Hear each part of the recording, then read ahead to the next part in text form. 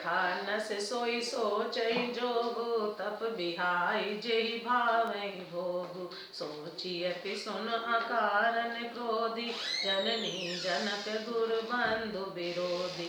सब विधि सोचिय पर अपकारी, निज तनु पोषक निर्दय भारी। सोचनीय सब ही विधि सोई, जो जन छाड़ छल हरिजन होई। सोचनीय नहीं कौशल राउ, भुवन चारि दस प्रगट प्रभाव। भयउ न अयहि न अब होनिहारा, भूप भरत जस पिता तुम्हारा।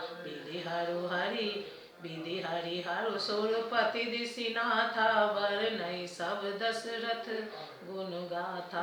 कहु तात केहि भांति कहु, करहि बड़ाई तास।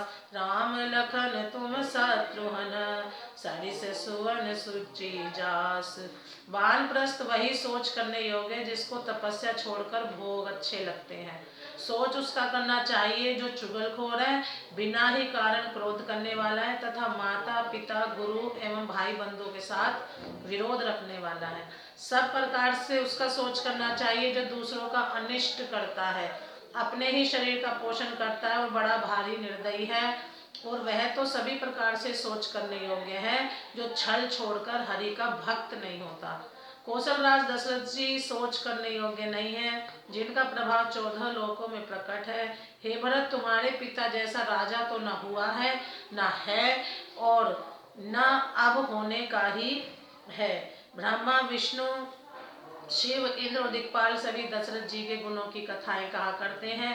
हे तात, कहो उनकी बड़ाई कोई किस प्रकार करेगा, जिनके श्री राम लक्ष्मण तुम और शत्रुघ्न सरीखे पुत्र हैं। सब प्रकार भूपति भड़ भागी, बाद विषाद करहि ते लागी। यह सुनि समझ सोच परिहरहु, सिर धरि राज आय सुख सिर धरि राज रजाय सुकरहु। राय राज पद तुम कहूँ दीना, पिता बचन गुर चाहिए कीना। तजे राम जेहि बचन ही लागी, तनु परिहरहु राम बिरहागी।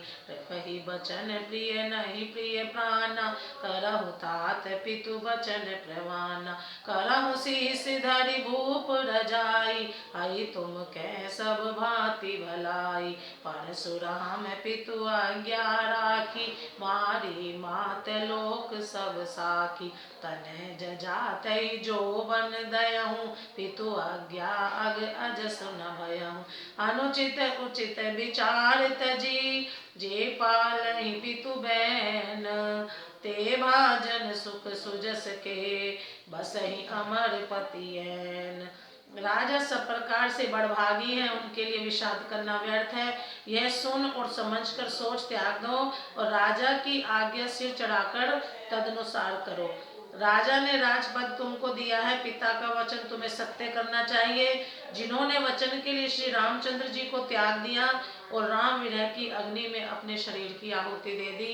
राजा को वचन प्रिय थे, प्राण प्रिय नहीं थे, इसलिए तात पिता के वचनों को प्रमाण सत्य करो, राजा की आज्ञा सिर चढ़ाकर पालन करो, इसमें तुम्हारी सब तरह भलाई है। परशुराम जी ने पिता की आज्ञा रखी और माता को मार डाला, सब लोग इस बात के साक्षी हैं।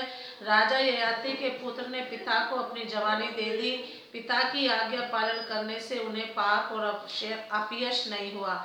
जो अनुचित और उचित का विचार छोड़कर पिता के वचनों का पालन करते हैं, वे यहाँ सुख और सुयश के पात्र होकर अंत में इंद्रपुरी स्वर्ग में निवास करते हैं। प्रेम से बोलो जय श्री राम।